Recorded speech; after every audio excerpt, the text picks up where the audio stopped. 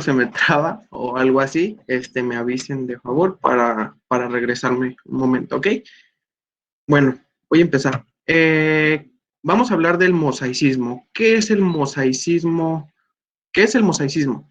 Bueno, el mosaicismo es una alteración genética en la que un mismo individuo coexisten dos o más poblaciones de células con un distinto genotipo, supuestamente originadas a partir de un mismo cigoto. La causa generalmente considera que es un accidente durante la mitosis que pueden ser de dos tipos. La primera es en la anafase, en donde un cromosoma podría retrasarse en el momento del replicado cromosómico, eh, lo que daría que este cromosoma quedaría excluido y el resultado sería una célula con un cromosoma normal y otra célula con una deficiencia de un cromosoma. Y el segundo tipo es un accidente durante la no disyunción mitótica. En este caso, en la anafase, un cromosoma se replicaría, pero no se dividiría adecuadamente en dos partes. Dentro del mosaicismo podemos ver que existen diferentes patologías, como el síndrome de Down mosaico, el síndrome de Klinefelter mosaico y el síndrome de Turner mosaico, que ahorita los voy a volver a comentar. ¿Ok? Tenemos dos tipos de mosaicismo. Un mosaicismo gonadal o de línea germinal, que es una mutación que afecta a los gametos y puede transmitirse a la descendencia. Este es un fenómeno común a muchas enfermedades genéticas y se trata de una constitución genética gonadal diferente a la somática. Y tenemos el mosaicismo somático, en la que existe células normales y anormales dentro de un mismo organismo o un mismo tejido, que bueno, se transmitirá a las células que derivan de ella, pero el restante van a estar sanas o normales. Entonces tenemos el siguiente dibujito con el ejemplo en el que tenemos un espermatozoide y un óvulo que se van a juntar con su alelo cada uno, ¿no? Y de ahí va a empezar la división celular. Vamos a tener que durante esta división, una célula va a generar una mutación, que es la célula, no sé si se ve una célula que se ve en verde, por lo tanto sus células que salgan o que se generen después de esta van a estar mutadas, sin embargo el resto va a estar sana y esta cosita que se ve acá puede ser una ejemplificación de una persona o de algún ser o de un tejido específico en donde vamos a tener dos tipos de células, unas que sean mutadas y otras que estén normal. Todo hasta ahí va quedando claro. Si tienen alguna duda, pueden preguntarme con confianza. Entonces, de allí parte de que el mosaicismo va a ser la alteración en la que el mismo individuo o mismo tejido va a tener dos poblaciones con distinto genotipo. Y en este lado tenemos el ejemplo de una persona que tenía un síndrome de Down mosaico, en el que de algún sitio se tomaron células y se generó todo este cariotipo. Y podemos ver que en el cariotipo que se ve arriba, vamos a encontrar una trisomía en el par 21. ¿Okay? Sin embargo, en otra población celular del mismo individuo se tomó el cariotipo y podemos ver que no presenta esta trisomía en el par 21, lo que nos generaría, pues ahora sí, que un síndrome de Down mosaico. Al igual que el síndrome de Down, bueno, el síndrome de Klinefelter es cuando algunas células del cuerpo tienen un cromosoma X más da lugar a este síndrome de Klinefelter. Solo en algunos sitios, no en todo el organismo, pero se presenta. Y es lo que da una patología tipo mosaico. No sé si hasta aquí hay alguna duda. No. Bueno, me paso ahora a impronta genómica. Bueno, ¿qué es la impronta genómica? La impronta genómica es un proceso biológico por el cual un gen o un dominio genómico se encuentra marcado bioquímicamente, indicado por su origen parental. Las improntas pueden ser de tipo covalente o no covalente. Sin embargo, la impronta genética o genómica, un gen se va a expresar dependiendo del sexo del progenitor que lo haya transmitido. En algunos casos, los genes impresos se expresan cuando se heredan de la madre y en otros casos se expresan cuando se heredan del padre. Lo que va a hacer la impronta genómica es modular la expresión de los genes para la modificación del ADN o la modificación de la estructura de la cromatina. A menudo esta impronta genómica hace que un gen se exprese solo en un cromosoma heredado de los padres, y si bien este es un proceso normal, cuando se combina con algunas mutaciones genéticas puede dar lugar a algunas enfermedades, como por ejemplo el síndrome de Prader-Willi o el síndrome de Angelman, que son enfermedades distintas, pero son causadas por una supresión en la misma región del cromosoma.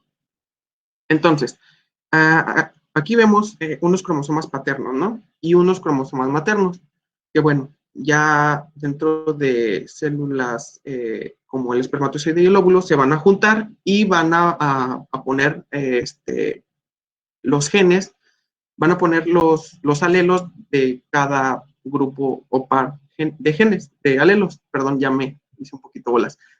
El punto es que estos genes van a estar marcados dependiendo a la genética del padre y a la genética de la madre, lo que va a condicionar que en algunas veces estos genes se activen o se inactiven.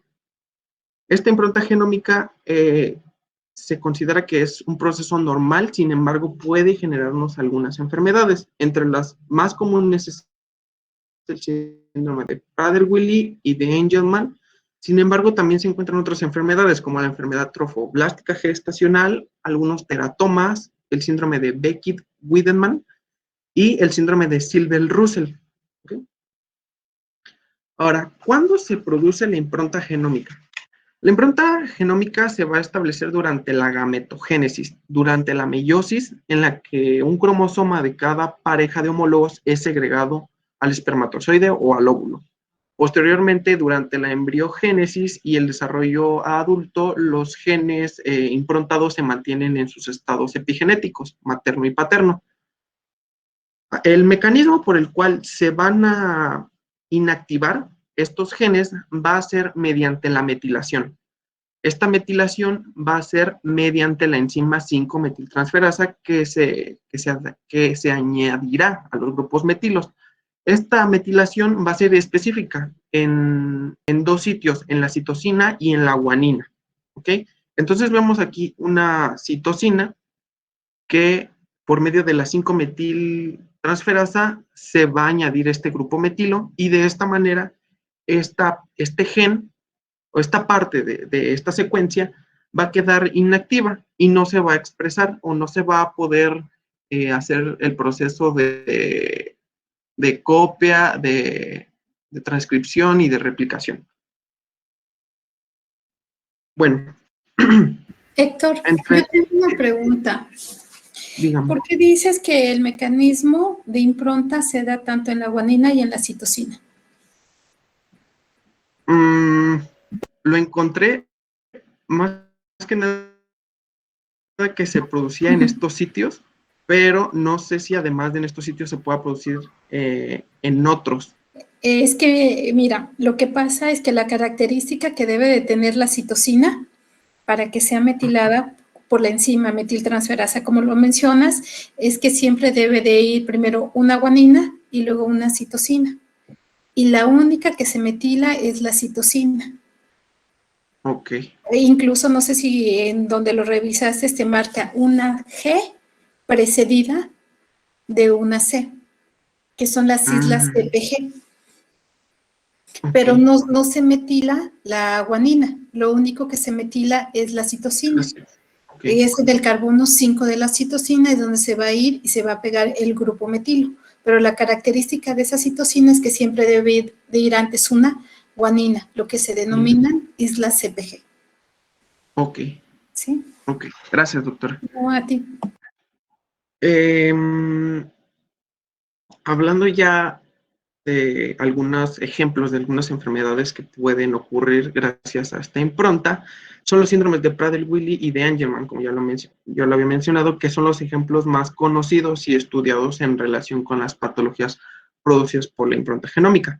En los dos casos se va a producir una microdeleción en el cromosoma 15 y en una región crítica donde se encuentran los genes con la impronta. Ambos síndromes están afectados en la misma microdeleción, pero se diferencian su origen.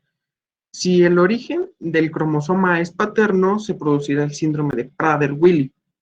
Y si el origen del cromosoma es materno, dará lugar al síndrome de Angelman. El síndrome de Angelman es un trastorno genético en el que se afecta principalmente al sistema nervioso y está causada por una ausencia de una copia materna funcional del gen UBE3A, y en la mayoría de los tejidos se expresan ambos alelos sin impronta, pero en el cerebro solo se expresa el alelo materno, o sea que las mutaciones puntuales en una copia materna también pueden ser responsables del síndrome de Angelman. No sé si hasta aquí todo queda como claro. Bueno, eh, otro, otro, otra cosa de la que también voy a hablar es de la disomía uniparental. La disomía uniparental va a hacer referencia a la situación en la que dos copias de un cromosoma provienen del mismo padre, en lugar de que una copia provenga de la madre y otra provenga del padre. eh, Vamos a tener dos tipos de disomía uniparental, la heterodisomía o la isodisomía. La heterodisomía va a ser la presencia de dos cromosomas homólogos de un mismo padre. Y la isodisomía es que uno de los cromosomas, después de que se unen, estos se repliquen, se dupliquen. En lo que concierne a la heterodisomía, al parecer es un error de una no disyunción sobre la meiosis, que bueno, va a dar lugar o va a dar resultado a una célula sexual diploide, lo que va a generar esta disomía uniparental tipo heterodisomía. Y pues en pocas palabras es que ambas copias de un cromosoma vienen de un mismo progenitor. Como ejemplo de algunas patologías que pueden ocurrir gracias a esta disomía uniparental, tenemos también al síndrome de Angelman, a la diabetes mellitus y al síndrome de Russell. Y también voy a hablarles de la herencia mitocondrial. Para hablar de la herencia mitocondrial es bien importante saber las funciones que tiene una mitocondria. Como todos ya sabemos y es bien conocido, pues la mitocondria va a ser la productora de energía dentro de nuestras células, y esto lo va a llevar lo va a llevar a cabo gracias a la respiración celular por medio de la glucólisis, de la oxidación de piruvatos, del ciclo de Krebs, de la fosforilación oxidativa. Además, esta mitocondria va a tener otras funciones dentro de la misma célula, como la regulación de la temperatura, el control del ciclo celular, que va a regular el mecanismo de apoptosis y necrosis, el almacenamiento de calcio y la regulación de hormonas sexuales. Entonces, tenemos este dibujito que es del DNA mitocondrial. Este DNA mitocondrial va a poseer un sistema genético propio, con toda la maquinaria necesaria para su expresión, es decir, para replicar, para transcribir y para traducir la información genética que esta misma contiene. El ácido humano, el ácido desoxirribonucleico mitocondrial humano, es una molécula circular constituida por 16.500 aproximadamente pares de ribosomas, que estos se van a dividir en 22, ay, ya se me fue. El chiste es de que el DNA de la mitocondria va a ser diferente e independiente del DNA del núcleo de la célula. ¿Alguien recuerda algunas características especiales que tenga este DNA mitocondrial? eh, que es lineal, que es circular, que las proteínas que sintetiza son para los mecanismos propios de la mitocondria y es muy similar al ADN de una célula procariota, ¿no? Ajá. Entre algunas, está muy bien, Ned. Entre algunas características que tiene también es que va a ser, bueno, como ya lo mencioné, va a ser circular, de doble cadena, con una cadena H, con una cadena L. Este no va a tener histonas, sus genes no van a contener intrones, va a codificar para dos tipos de ARN, ribosomal, 22 ARN de transferencia y 13 polipéptidos. Y este va a ser, la transcripción de este ADN mitocondrial va a ser independiente del núcleo, del ADN del núcleo de la célula. ¿Ok? Bueno, ya mencionado esto sobre el DNA mitocondrial, vamos a hablar de cómo es que se da la herencia mitocondrial. La herencia mitocondrial es un patrón de herencia que se va a decir que va a ser materno o transmitido solo por la madre. ¿Esto por qué?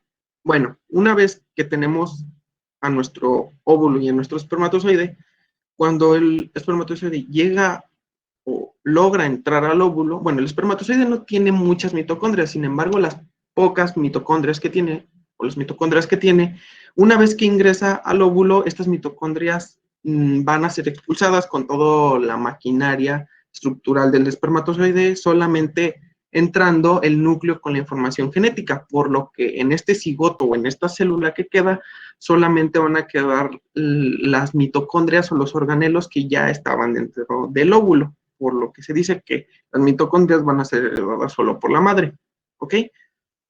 Entonces, Héctor, pero sí, ¿dónde están las mitocondrias en el espermatozoide? no, pues encontré que si tenían eran muy pocas, pero en general no tenían. ¿Están de acuerdo todos con eso? No, las mitocondrias en el espermatozoide se localizan en el anillo mitocondrial que une al flagelo con la cabeza, ¿no? Y En la eso al colita, momento de la en la fecundación. colita. Entonces, Ajá, cuando se lleva a cabo la fecundación, lo que no entra es esa colita. Por eso no se heredan esas mitocondrias, no porque tenga pocas o porque no tenga. ¿Sale? Eso ok, es bien importante que lo tengan claro. ok. Gracias. Bueno, de aquí vamos a tener, ya después de que conocemos este concepto y de que conocemos por qué las mitocondrias solo vienen de la madre, vamos a tener los términos heteroplastía o homoplastía. Estos términos hacen referencia a que homoplastía es de que en una célula, en este caso, no sé si hace referencia específicamente del cigoto, todos los organelos o las mitocondrias que están contenidas dentro de él van a estar con la misma, ahora sí que información genética o como genotipo. Sin embargo, cuando es la heteroplastía, van a tener estos organelos, van a tener, o mitocondrias, van a tener diferente información genética. Puede ser que unos estén sanos y otros estén dañados. De aquí, esta célula que puede tener la heteroplastía va a generar más células, va a proliferar.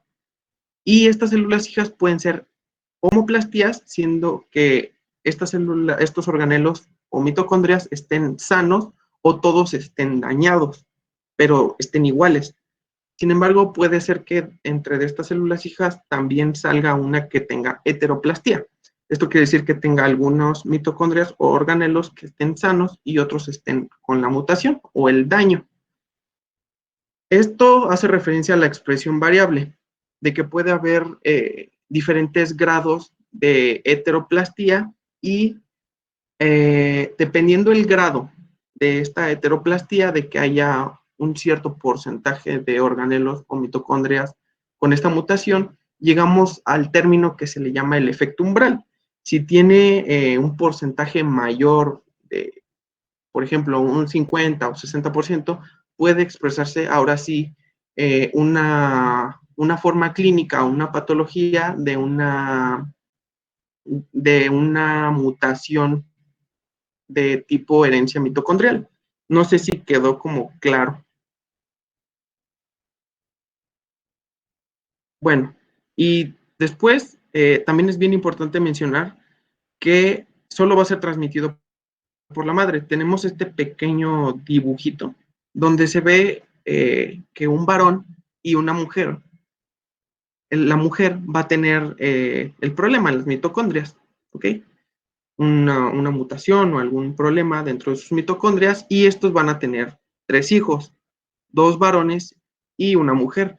Sin embargo, el varón, al volverse a juntar con otra mujer que es sana, sus hijos van a tener sin problemas, no van a tener no van a heredar esta mutación de sus mitocondrias. Se acabó el problema. Sin embargo, en el caso de la mujer, que salió de esta mujer con el problema en sus mitocondrias, sí va a pasar la enfermedad a su siguiente generación. Va a ir de mujer en mujer. ¿Ok? Y pues cuando llega un hombre, aunque el hombre tenga el problema en sus mitocondrias, este no lo va a heredar a sus hijos. Y bueno, ahora les voy a hablar de la expansión de tripletes. ¿Qué es la expansión de tripletes? Bueno, la expansión de tripletes son trastornos de origen genético originados por una mutación que va a aumentar el número de repeticiones de un triplete de nucleótidos en una sección determinada de DNA. Y vamos a tener 2 tipos de expansión de tripletes. La expansión de tamaño intermedio o pequeña, que se le llaman premutaciones, que aunque clínicamente son silentes, muestran una marcada tendencia a expandirse a mutaciones completas durante la transición por la línea germinal. O sea, son mutaciones que es la expansión de tripletes, pero no es tan alargada. O sea, es corta y estas tienden a la siguiente generación sí causar ya una mutación más grande, que es la mutación, es el otro tipo, la mutación dinámica, en donde debido al número de repeticiones ya esta se manifiesta la forma clínica.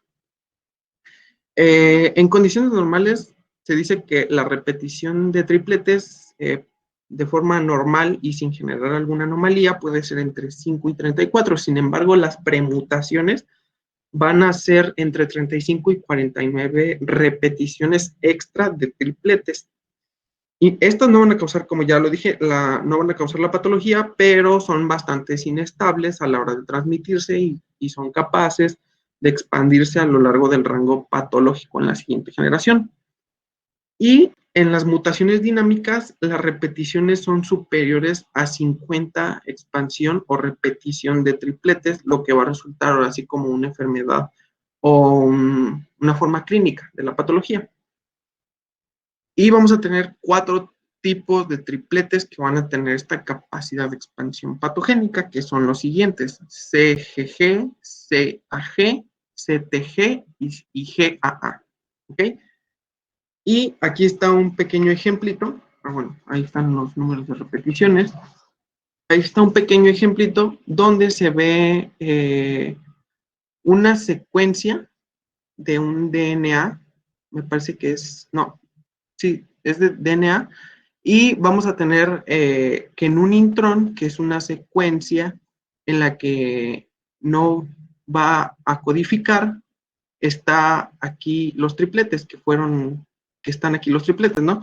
Pero acá se va a expresar, ahora sí que una expansión de tripletes, pero que es un número de expansión bastante grande, lo que podría generar lo que se le llama la mutación dinámica. Y aquí abajo está otro ejemplito, donde en un exón, que es una secuencia codificante, va a presentar una expansión de tripletes, pero es más pequeña, lo que generaría una premutación. No sé si hasta aquí está como que claro. Bueno, sí, pues. Estas expansiones de tripletes de nucleótidos pueden causar diferentes efectos, desde la inactivación de un gen hasta una alteración en el transporte del RNA mensajero o de la síntesis proteica. Y aquí tenemos algunos ejemplos de enfermedades donde por la expansión de tripletes se generan las siguientes patologías, como son la distrofia miotónica, en la que la distrofia miotónica va a ser una miopatía bastante frecuente en adultos, en donde se trata de una patología de carácter dominante. El principal gen implicado en su patología es el gen DMKT, cuyo está transcrito y se ha localizado en el músculo esquelético y cardíaco. Este proceso etiopatogénico de la distrofia miotónica se origina a partir de la expansión del trinucleótido CTG en una región llamado 3'UTR del gen DMKT. ¿Ok? También tenemos otra que se le llama la ataxia de Friedreich, que es una patología neurodegenerativa con patrón de herencia autosómico recesiva, y que el origen de esta va a ser una anomalía en el gen PNX, concretamente una repetición excesiva del trinucleótido GAA, que en condiciones normales este trinucleótido se presenta aproximadamente del 8 a 30 repeticiones, mientras que en condiciones patológicas puede alcanzar hasta las 1000 repeticiones. Y la enfermedad de Huntington. La enfermedad de Huntington es causada por la expansión de trinucleótidos y es una alteración de carácter autosómico dominante. Y el principal gen relacionado con la aparición de esta enfermedad es el gen HTT, que va a estar situado en el brazo corto del cromosoma 4. Este va a presentar una región polimórfica de repeticiones de CAG, ¿ok? Y en personas sanas el número de repeticiones es inferior a 26, mientras que en personas afectadas por la enfermedad puede ir de 36 a 121 repeticiones. ¿Tienen alguna duda hasta aquí? No, No, Héctor. no, por Todo mi bien. parte no, Héctor. Bueno, ahora ya por último vamos a hablar de la herencia multifactorial. ¿Qué es la herencia multifactorial? Bueno, la herencia multifactorial va a significar que va a haber una anomalía congénita que puede ser presentada o provocada por muchos factores. Por lo general, los factores son tanto como son genéticos como ambientales, ya que la combinación de los genes de ambos padres sumada a factores ambientales desconocidos, pues produce el rasgo o el trastorno. Los rasgos multifactoriales recurren dentro de la familia porque en parte están determinados por los genes y las probabilidades de que un rasgo o un trastorno multifactorial se manifieste nuevamente depende de la cercanía del parentesco con la persona que posee el rasgo. Eso entra dentro de las características de la herencia multifactorial que en un segundito se las voy a mencionar.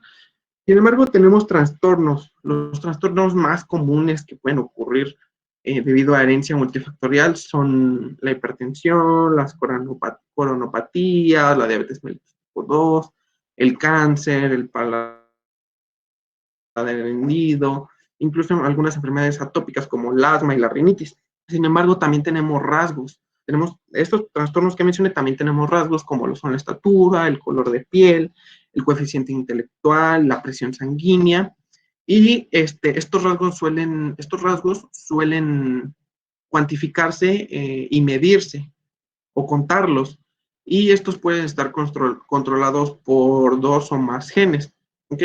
A diferencia de algunos trastornos. Y estos trastornos se pueden englobar dentro de un grupo que se llama rasgos cualitativos, en los que solamente se dice si tiene o no tiene la enfermedad. Y los rasgos, que es como la estatura, el color de piel, el peso, la presión sanguínea, el coeficiente intelectual, se engloba dentro de los rasgos cuantitativos, porque no se puede decir que los tiene o no los tiene, sino que se pueden medir, ¿ok? Y aquí también entra lo del modelo umbral. Vamos a tener una susceptibilidad, que eso va a estar dado por nuestra genética gracias a nuestros padres. Pero también vamos a tener algunos otros factores como ambientales o desconocidos a veces. Cuando uno de estos dos factores, tanto la susceptibilidad o los factores ambientales, llegan a un umbral, puede presentarse algún defecto o algún rasgo. Puede ser que cualquiera de estos dos independiente, ya sea tanto la susceptibilidad genética o los factores ambientales, logren atravesar este umbral, se presenta. Sin embargo, cuando se juntan estos dos, es más fácil que arrebasen este umbral y que pueda presentarse el rasgo, un rasgo específico o alguna enfermedad genética. Por lo que, bueno, sí, creo que sí quedó algo claro. Si tienen duda, me pueden preguntar. Y por último, vamos a mencionar las características de la herencia multifactorial. Bueno, la primera es que el riesgo de recurrencia aumenta mientras más afectados hay en la familia. Esto quiere decir que si mis hermanos y mis padres tienen alguna enfermedad o algún rasgo o signo característico, es más alta la recurrencia de que yo también lo presente, ¿ok?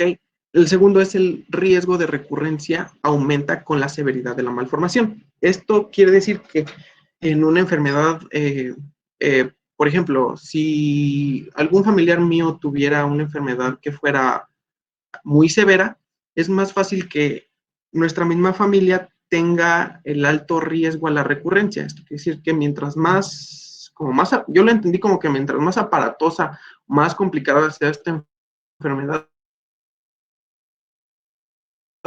es más fácil que los familiares que están cerca puedan presentar también esta enfermedad.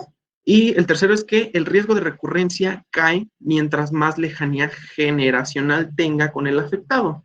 Esto quiere decir que si mi abuelo tenía una enfermedad, por ejemplo, diabetes, es más fácil que mi padre la presente que yo. O sea, el riesgo de recurrencia disminuyó hacia mí, que soy su nieto, que a cualquiera de uno de sus hijos. O sea, mientras más alejados estemos, baja la recurrencia a que nosotros también tengamos esta herencia o este defecto. El cuarto es, si un rasgo multifactorial es más frecuente en un sexo, el riesgo familiar es mayor. Si el afectado es del sexo menos susceptible. Esto hace referencia a que, por ejemplo, hablando fuera de la herencia mitocondrial, una enfermedad es más frecuente en mujeres, ¿no? Si una enfermedad es más frecuente en mujeres, pero si se llega a presentar en un hombre de la misma familia, quiere decir que el riesgo de recurrencia está siendo más alto para los que siguen de la descendencia de esa persona. Por ejemplo, si mi madre tuviera una enfermedad, ¿no? Que es más frecuente en mujeres, y yo la tengo, que supuestamente es más frecuente en mujeres, pero yo como hombre también la tengo, el riesgo de recurrencia hacia mi descendencia, hacia mis hijos, es más alto. No sé si se está entendiendo todo, pero si tienen dudas me preguntan. Y la quinta es que el riesgo entre parientes del primer grado es determinado a partir de estudios familiares, aproximadamente la raíz cuadrada del riesgo poblacional. Esto es como una formulita para poder sacar el riesgo de recurrencia a partir del grado o el... no lo entendí bien, pero sí es una formulita que nos ayuda a sacar el riesgo de recurrencia. El último y el sexto es que el riesgo de recurrencia se incrementa cuando los padres son consanguíneos. Esto pasa muy frecuente en algunos grupos de personas como los menonitas o este tipo de personas que no, como que no se mezclan o no se juntan con gente que esté fuera de su círculo o de su familia, por lo que todos ellos contienen los mismos rasgos, los mismos signos e incluso hasta las mismas enfermedades. Porque como todos son familiares, si alguno de ellos tiene algún defecto en un gen y al juntarse con su primo o su tía o alguien que tiene el mismo defecto en el mismo gen, cuando tengan descendencia, pues es obvio que su descendencia va a tener el mismo error y hasta más fuerte, más presentado. Y estas son las características de la herencia multifactorial. Si tienen alguna duda, con gusto me lo pueden preguntar y les puedo ayudar. Y eso sería como todo por mi presentación. ¿Alguien tiene alguna duda? ¿Algún comentario? ¿Están despiertos? Sí, doctora. ¿No tienen ninguna duda? ¿Todo claro? No, creo que no hay dudas, doctora. Ok, entonces, como no tienen ninguna duda, díganme qué tipo de estudios pueden hacer para determinar que una enfermedad sea por una herencia multifactorial. ¿Podrían ser estudios de asociación genómica? Pero la asociación genómica es más para encontrar genes, ¿o no? Como genes candidatos o probables. Pero ¿cómo puedes determinar si esa enfermedad es multifactorial? ¿Cómo podrían hacer el estudio de una manera más clínica o más experimental? ¿Perdón, Magali? Con una muestra de ADN, quizás. Ajá, ¿y ahí qué demostrarías, Magali? A ver, quiero que me lo describan, ¿cómo lo harían?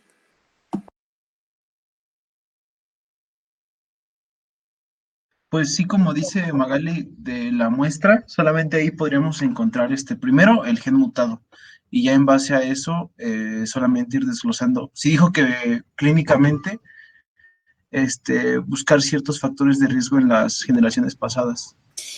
Ajá, pero las enfermedades multifactoriales, puedes tener el gen, pero no necesariamente puedes desarrollar la enfermedad. ¿Estamos de acuerdo?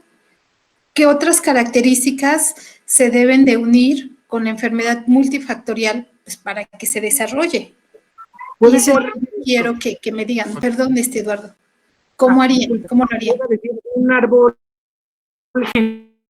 genealógico, tomando en cuenta, pues ahí ya la predisposición que tiene por parte de la familia, de los antecesores, y ya tomando en cuenta, pues, si se desarrolla en el mismo medio para que progrese o se desarrolle la enfermedad. ¿Y cuál sería tu control? Porque lo que quiero es que me demuestres que efectivamente esa enfermedad es multifactorial, no solamente por el gen. ¿Qué otra cosa se requiere para que sea una enfermedad multifactorial, chicos? ¿Requieren de qué? De los factores ambientales, ¿no? Ambientales, entonces, ¿cómo le harían? ¿Qué tipo de personas utilizarían? ¿En qué tipo de ambientes lo pondrían para ver si se desarrolla o no la enfermedad?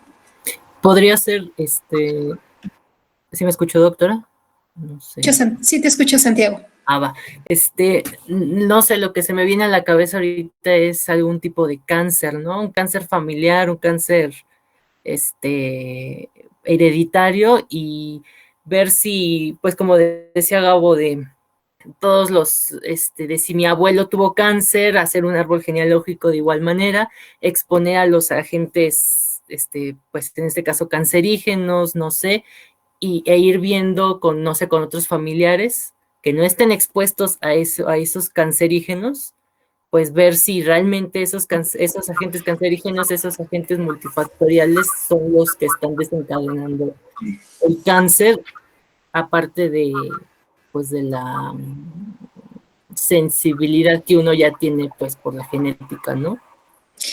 Sí y no. O sea, estoy de acuerdo en una parte contigo, Santiago, pero tú debes de tener a dos personas que sean genéticamente idénticas. ¿Estamos de acuerdo? Que su DNA sea genéticamente idéntico. ¿Para qué? Pues para ponerlo, ya sabemos que tienen ese gen y ponerlos en dos ambientes diferentes. Por ejemplo, los dos pueden padecer diabetes. ¿Estamos de acuerdo? Entonces, a uno lo vamos a poner en una familia o en un ambiente donde no se cumpla como, o no se tenga en cuenta esos parámetros que se deben de cuidar para que no desarrolles esa enfermedad. Y el otro, en el otro ambiente. Uno ambiente sano y en el otro no.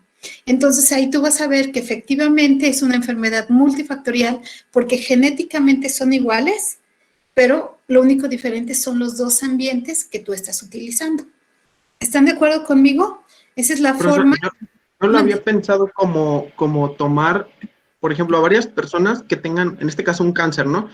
Tomar 20 personas que tengan un mismo tipo y de todas hacer una historia familiar. para ver si padres o abuelos o familiares tienen esta misma patología. Ahora, evaluar entorno ambiental, o sea, dónde trabajan, qué comen, qué nacen, y de allí evaluar si entre ellos tienen algo en común aparte de su historia familiar. O sea, que trabajen en una fábrica o que vivan en la orilla del río tal, ¿no? O sea, porque también tomar dos personas genéticamente idénticas, pues está así como hay que clonar a alguien, ¿no? Es complicado, pero es uno de los modelos que se utiliza para poder estudiar estas enfermedades. El otro son casos y controles, como lo mencionas, ¿o no? Poner y estudiarlo, pero es importante que ustedes lo sepan, porque las enfermedades que se presentan con mayor frecuencia son las multifactoriales, más que toda la parte genética. ¿Estamos de acuerdo? Y ahorita pues lo estamos viviendo, ¿no? Con el sobrepeso, la obesidad, con todas las enfermedades que por lo menos aquí el país son las más complicadas, ¿o no? Entonces eso es lo importante, o sea, poder saber y poder relacionar. Ahorita con estos estudios de la asociación del genoma y todo, es un poquito más, pues sería un poquito más específico para buscar ya genes candidatos, ¿o no? De ciertas poblaciones en las cuales se dan ciertas enfermedades. ¿Estamos de acuerdo? Pero sí es importante que tengan más o menos una idea. No sé si a todos les quedó claro esta parte. Yo, doctora, entonces, como para así ya definirlo, como que las personas, los candidatos óptimos para esto serían gemelos. Así es, gemelos. Como dijo Gabo, no, sí está difícil. Sí está complicado, pero al final así se han estudiado, se han determinado. Ahorita también hay otros de casos y controles y todo lo de la asociación, pero para poder tú ver esa parte, pues sí se puede. Pero es difícil, pero bueno, hay que hacerlo, ¿no? Y más que nada, ya se conocen esos estudios, lo importante es que ustedes como futuros médicos tengan la secuencia del genoma de su paciente, vean qué genes son los candidatos y hacer una medicina preventiva, ¿no? Si tú ya sabes que puedes tener genes que te van a dar a la larga diabetes, obesidad, algún tipo de cáncer, ¿qué es lo importante? Enseñar a sus pacientes, decirles el tipo de alimentación, todo su tipo de vida que debemos de seguir para intentar no desarrollarlas o desarrollarlas en edades ya muy tardías para que las consecuencias no sean tan malas, ¿o no? O sea, no tengas tantos problemas como todas las complicaciones que tiene una persona que es diabética y más si se presenta pues tan jovencitos ahora que está muy frecuente en los niños y todo ese problema. Lo importante es conocer, o sea, tener todas esas herramientas, tener ya el genoma de cada uno de nosotros y hacer una medicina preventiva, que a la larga, pues nos conviene más como país. Ahorita lo estamos viviendo con esta pandemia, ¿no? Con todas las personas que han fallecido y algunas no tanto por el virus, sino por todas esas morbilidades que se tienen, ¿no? Ser diabéticos y ser obesos. Y no tanto porque uno sea diabético o obeso, sino porque no están controlados. Entonces, lo que hace el virus es un proceso inflamatorio exacerbado, ¿no? Entonces, y si tú eres obeso, finalmente cuando uno es obeso dice que estás inflamado todo el tiempo y todavía le añades algo que te hace un proceso inflamatorio más grave. Entonces, a eso, todas esas cosas se juntan, ¿no? Entonces, lo importante de ustedes como médicos es tener esos conocimientos, esas herramientas y hacer una medicina preventiva. No sé si más o menos les transmití la idea. ¿Sí? Sí, doctora. Ok, entonces ya no tiene ninguna duda, todo claro, Magali. Sí, doctora. Ok, entonces si ya no tiene ninguna duda, ninguna pregunta, no tiene ninguna pregunta de la clase pasada ni de esta, todo bien. Recuerden que son cosas o temas que ya lo vieron, ¿no? Ya tuvieron un curso completo de toda la parte de genética. Entonces ya, y de biomedicina. ¿Ok? ¿Todo claro? Entonces, bueno, entonces vamos a hacer algo. Necesito que todos tengan sus cámaras encendidas. Les voy a dictar 5 preguntas para evaluarlos de la primera clase y de lo que acabamos de ver. Les voy a dar 15 minutos para que me las contesten y en automático me mandan todas sus respuestas. Recuerden de poner su nombre. Me la van a mandar al WhatsApp del grupo, por favor, para que contesten y recuerden que todo es participación en clase. Y bueno, ahorita lo tenemos que hacer de esta manera. ¿Están listos?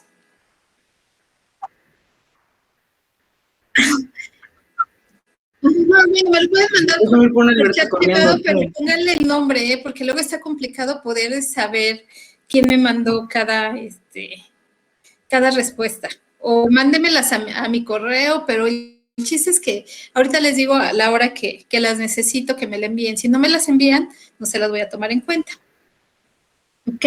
Ustedes me avisan cuando ya estén listos.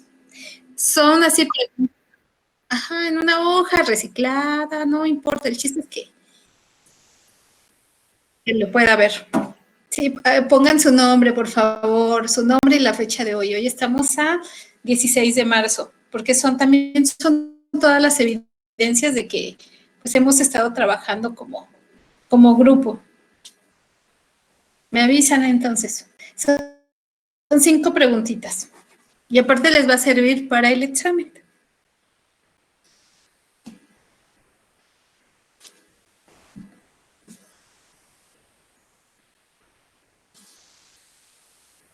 ¿Listos? ¿Todos listos? Ok. Bueno, la primera es que me digan las características de las enfermedades.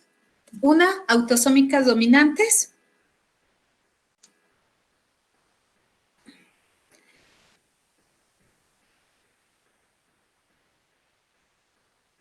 La 2, de las enfermedades también autosómicas, pero recesivas. Oye, es una segunda pregunta, perdón. Es que... Son 2. Una es las características de las autosómicas dominantes.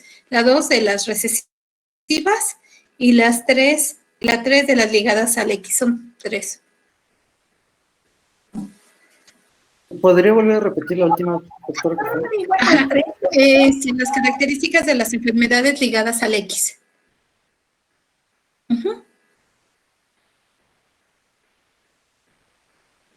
La 4, las características de la impronta genómica. Y la 5 de la herencia mitocondrial. Perdón, no lo escuché para nada. ¿Podría volver a repetir nuevamente? Me quedé en las de autosómicas recesivas y ligadas al cromosoma X. Esa es una pregunta.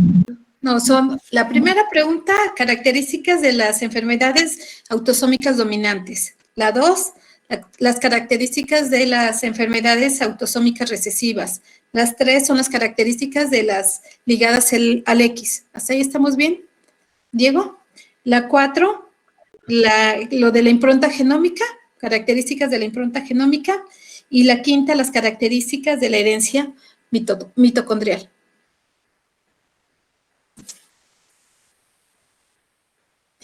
¿Ya todos tienen claras las preguntas? Ok, son prácticamente 2:50. A las 3:05 necesito que me manden todo eso al celular, por favor.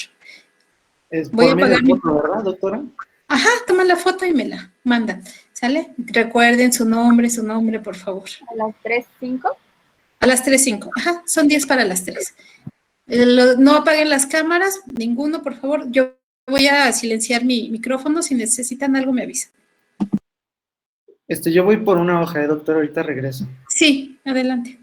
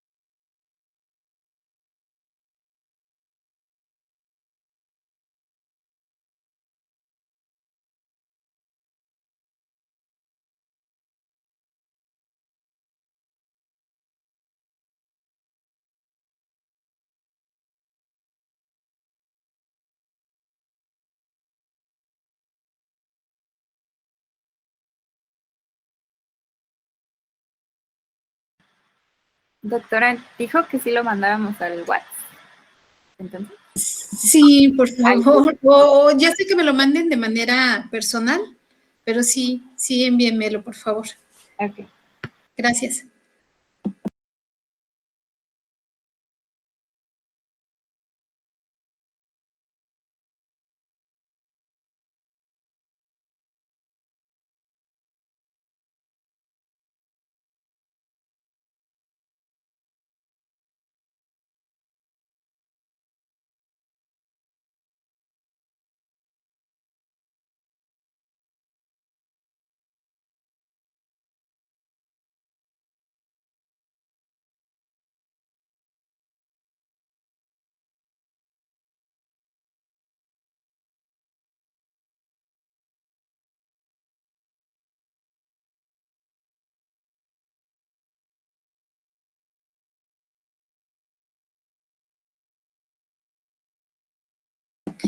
Ya tengo 3, el de Magali, Eunice y Eduardo.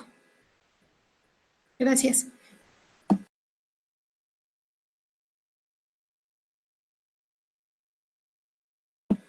También ya me llegó el de Pablo.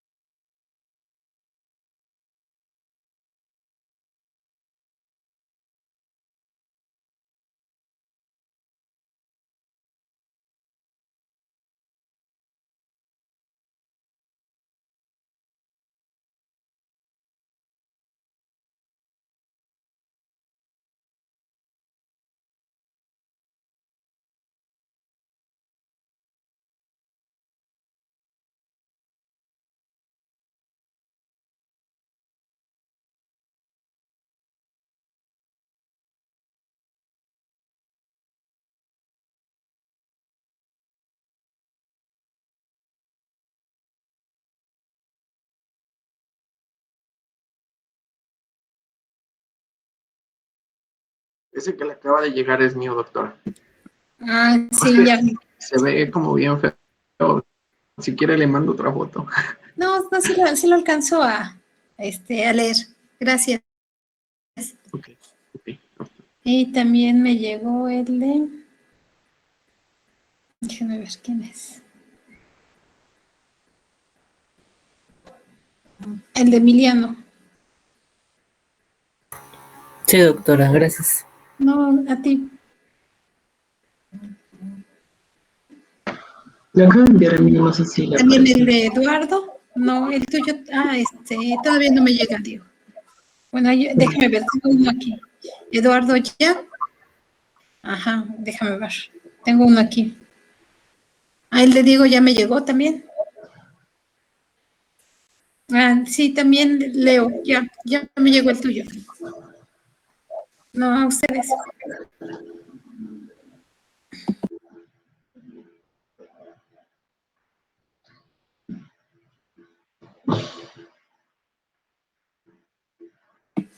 Mientras llegamos a las 3:05, ¿por qué no se toman 5 minutitos para que se levanten, tomen agua, vayan al sanitario y empezamos con la clase? ¿Les parece? Gracias.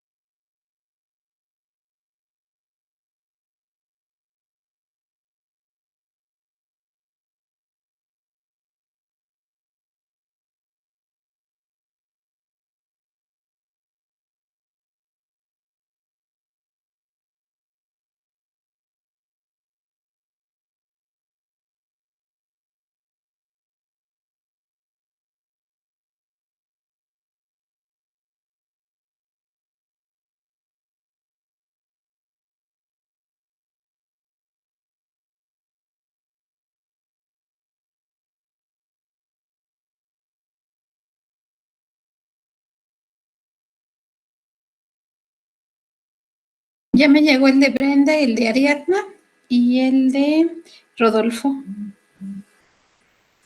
Sí, doctora, gracias.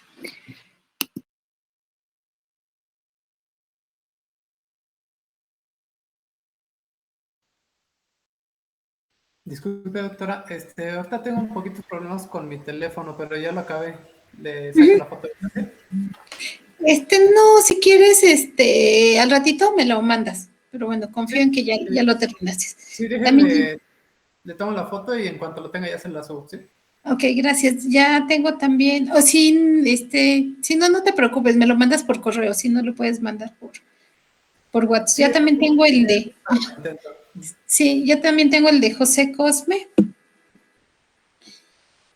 y me acaba de llegar el de Monse.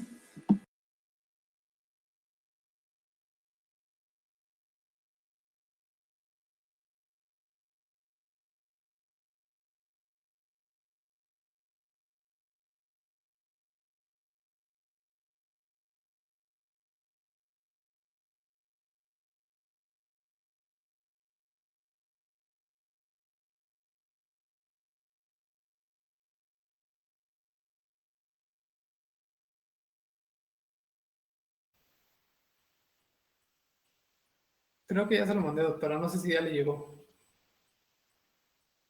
Dame oportunidad, déjame ver.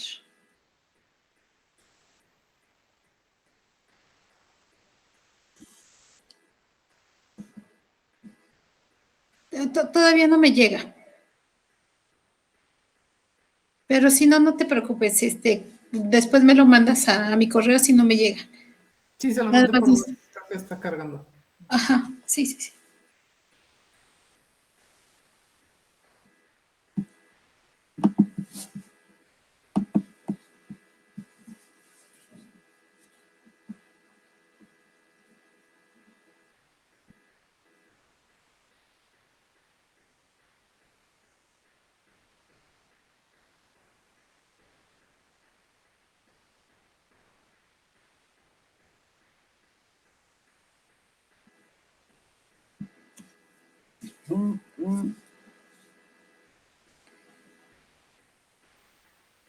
Sí, creo que ahora sí ya le llegó, doctora.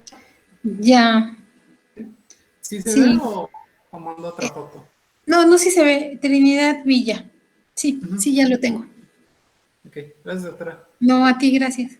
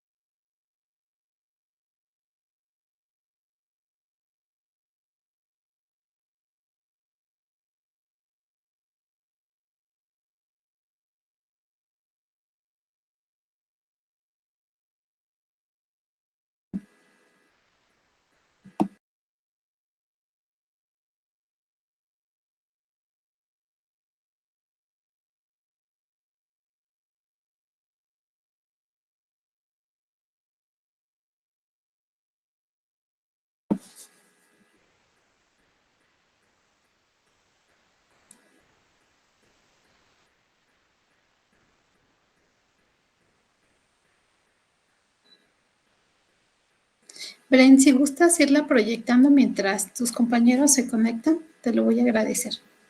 Sí, claro, doctora. Usted me indica cómo le vaya cambiando las diapositivas, por favor. Sí, yo te digo la siguiente, por favor. Que luego Sí, me emociono y...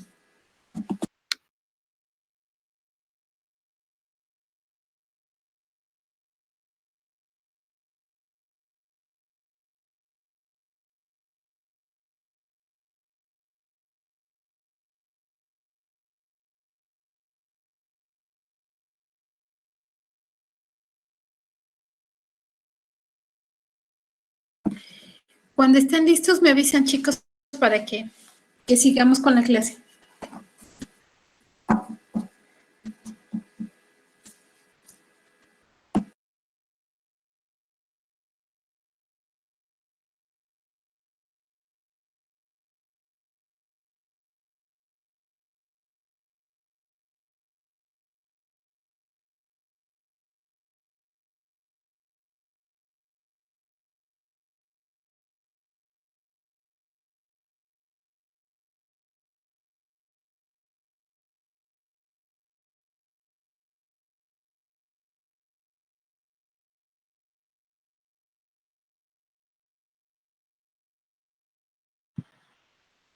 Pues creo que ya estamos todos. ¿Ya?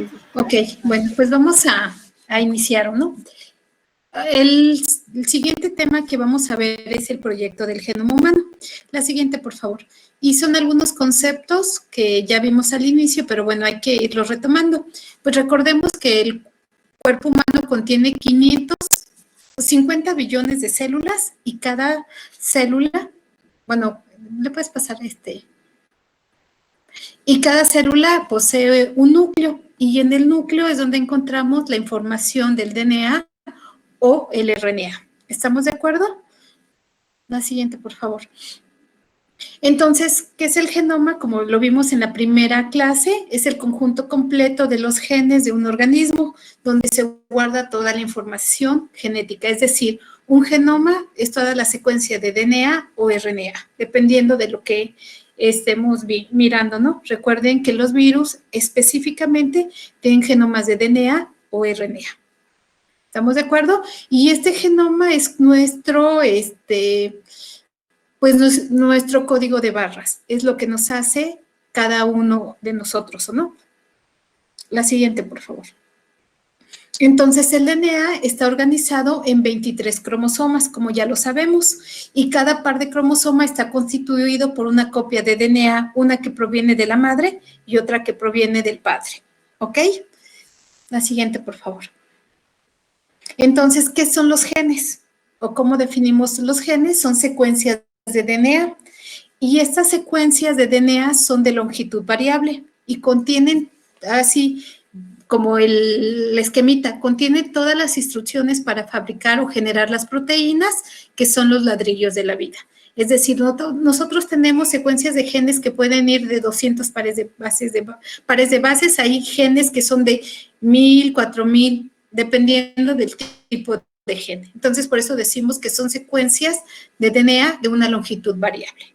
Y recuerden que tenemos el genoma y en el genoma tenemos millones de genes. Y esos genes se van a traducir a un mensajero y ese mensajero a unas proteínas, pero no todos los genes que tenemos van a generar proteínas que al final sean funcionales, sino que se tienen que seguir varios pasos para que se genere una proteína funcional. ¿Estamos de acuerdo? Ok. La siguiente, por favor. Entonces, ¿quién me puede definir qué es el proyecto del genoma? ¿Qué se imagina que es? ¿Cómo se generó? ¿Cuáles serían las ventajas o desventajas de conocer toda esta información? ¿Quién dice yo?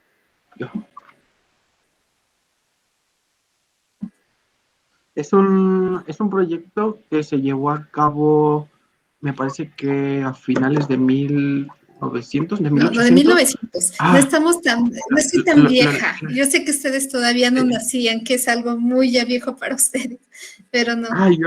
Yo tenía, duró aproximadamente, me parece que 20 años en realizarse, en donde varios laboratorios se dedicaron a partir, ahora sí que por cachos y por países se distribuyeron, qué secuencia iban ahora sí que pues a desglosar, o sea, a partir todo, y todo esto para conocer cómo es que está como secuenciado el genoma, y esto puede servir para identificar enfermedades, por ejemplo, detectar que en cierta lesión, en cierto gen, en cierto cromosoma, brazo, corto, largo, ese problema se asocia con tal enfermedad.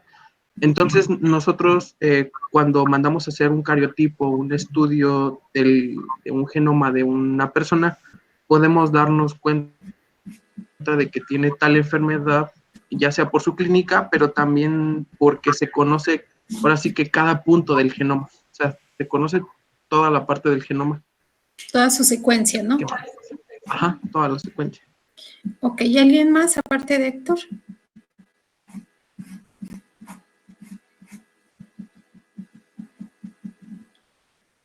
Ok, bueno, el proyecto del genoma humano, como lo dice la diapositiva, fue un programa internacional de colaboración científica, cuyo objetivo principal fue el tener toda la información o la dotación genética humana completa.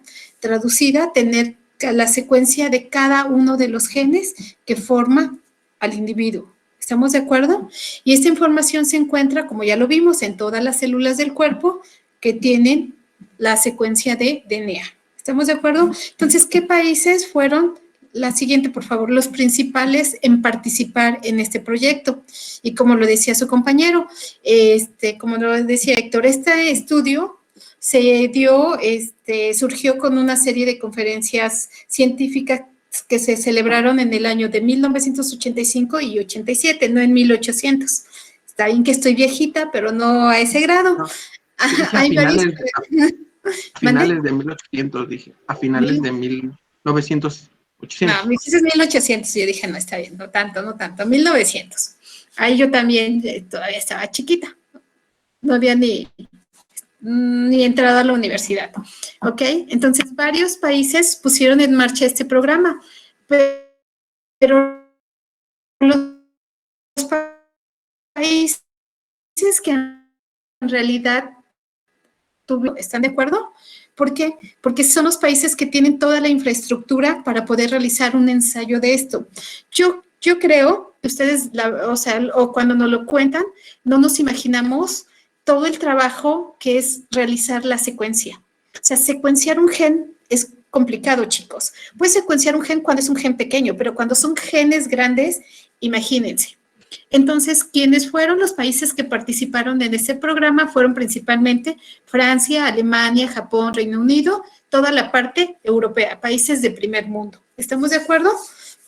Y el proyecto general fue coordinado en su momento por el Departamento de Energía y el Instituto Nacional de Salud de los Estados Unidos. La siguiente, por favor. Quienes fueron los líderes para todo este proyecto fueron 2 científicos de Estados Unidos, ¿no? Que se los presento.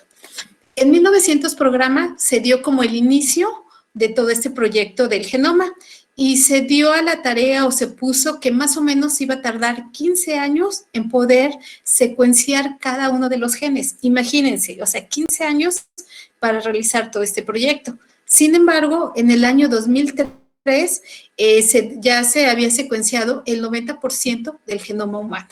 ¿Estamos de acuerdo? Es decir, que ya te decían, el cromosoma 1, esta es su secuencia, del cromosoma 2, del cromosoma X. ¿Sí me explico? Entonces, es bien importante, o fue muy importante, poder tener toda esa información, todo lo normal, compararlo con las patologías. ¿Ok? La siguiente, por favor. Entonces, este es como un cronograma de actividades de lo que ellos se plantearon desde el primer plano para el proyecto hasta cuando fue publicado en el 99, que se publicó el proyecto del genoma hasta el cromosoma 22. Entonces, se imaginan, esos 15 años, pues no, pues fue en menos tiempo. Entonces, ahí toda la parte de la infraestructura pues es de los países de primer mundo. México no podría haber estado participando en esto porque pues no se tenía ni el conocimiento ni las herramientas. ¿Estamos de acuerdo? Entonces, la función final o el objetivo final, ¿me puedes pasar la siguiente, Brenda, por favor? De este proyecto fue, pues, adquirir toda la información de la constitución genética que podría ampliar el conocimiento científico y básico de la genética humana y el papel de los diversos genes en la salud y en la enfermedad. Es decir, cuando se terminó de secuenciar el genoma, se dieron a conocer algunos de los primeros genes que estaban relacionados con diferentes patologías, principalmente con cáncer. ¿Estamos de acuerdo? Entonces aquí se ve la relevancia y la importancia. También es importante mencionar que toda la información del genoma es una información que es universal. No es así de que sea propiedad de Estados Unidos, no. Esto es universal. ¿Por qué? Porque hay bases de datos en las cuales se encuentran todas las secuencias del genoma, por ejemplo, del mexicano, porque están de acuerdo conmigo que el genoma del mexicano no va a ser igual que el genoma de un francés, de un japonés o de una persona de Estados Unidos. Tenemos cosas que nos hacen diferentes. ¿Estamos de acuerdo? Por eso en México tenemos mucha carga para ser diabéticos, para diferentes enfermedades que otras no las tienen, por ejemplo, Japón o Francia. ¿Estamos de acuerdo? Entonces es muy diferente nuestro genoma. Incluso hasta entre los mismos mexicanos, por ejemplo, el genoma de las personas de Chihuahua, algunas cosas son diferentes. ¿Sí me explico? Entonces es bien importante, pero no solamente con la secuenciación del genoma humano se quedó eso, ya sea que secuenciado el genoma de las bacterias, de los virus, de los parásitos, del maíz y toda esta parte.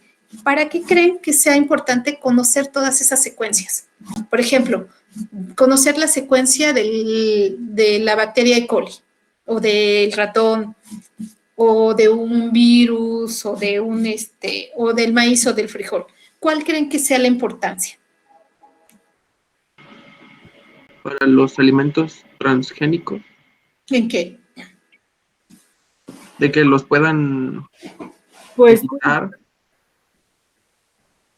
Sí, pues que, por ejemplo, muchos alimentos transgénicos, por ejemplo, el maíz, yo me acuerdo que había un reportaje en el que en el norte los sometían a frío y a calor con el objetivo de que en cualquier época pues sí, o en cualquier estación del año pudiesen ser cultivados. Entonces es, por ejemplo, un ejemplo de cómo se modifican con el objetivo de tener una mejora en el rendimiento de estos alimentos. Ajá, no, bueno, hablando ahí del frijol y del maíz, así de la comida, sí son para evitar la sequía, incluso las plagas, hacerlos un poquito más resistentes para que se cultiven, ¿no? Pero, por ejemplo, ¿para qué les serviría conocer el genoma de una bacteria, de un virus?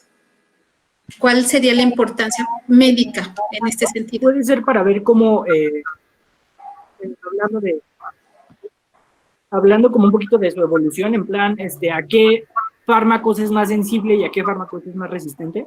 Ajá, podría ser una, incluso cuando se encuentra una cepa nueva, porque hay un cambio, hablando de una bacteria, tú puedes ver si adquirió algo, ¿no? A lo mejor adquirió un fago que la hizo resistente o que le generó o le dio ciertos genes que pudiera, no sé, generar un daño a lo mejor a nivel renal, como es el caso de Escherichia coli enterohemorrágica. ¿Sí me explico? Entonces es conocer cómo evolucionó todo lo del COVID, ¿no? Recuerden que ese era un virus que ya se tenía, pero hubo cambios, o algunos cambios a nivel de evolución que está generando como tal la enfermedad. Entonces, por eso es bien importante conocer algo que ya teníamos y ver si hubo un cambio y dónde se presentó como tal el cambio para que se dé esa enfermedad.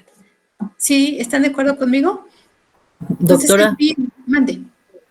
Bueno, ahorita tomando lo de las bacterias, también podría ser aparte de, pues, para nosotros, pues, defendernos de la bacteria, pero también podría ser para manipular a la bacteria y crear lo que serían las armas biológicas. Sí.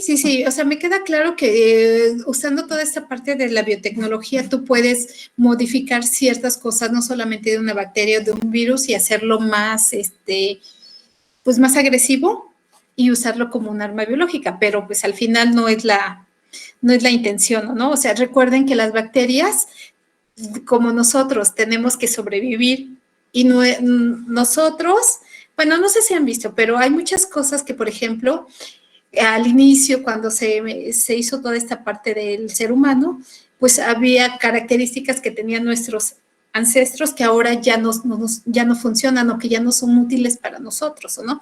No sé si lo han visto, que hay ciertas, por ejemplo, las muelas del juicio se ha visto que no tiene ya ninguna función y seguramente va a evolucionar y ya muchos ya no van a tener muelas del juicio, así ciertas cosas que uno se tiene que ir adaptando para poder sobrevivir. Al final, pues es una guerra de sobrevivir, ¿o no? Igual las bacterias tienen que generar resistencia, pues para poder sobrevivir o adquieren ciertos genes para la sobrevivencia.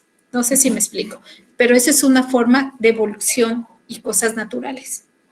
Y otras son las cosas que nosotros modificamos para generar armas biológicas. ¿Sí? ¿Hasta aquí tienen alguna duda? ¿Todo claro?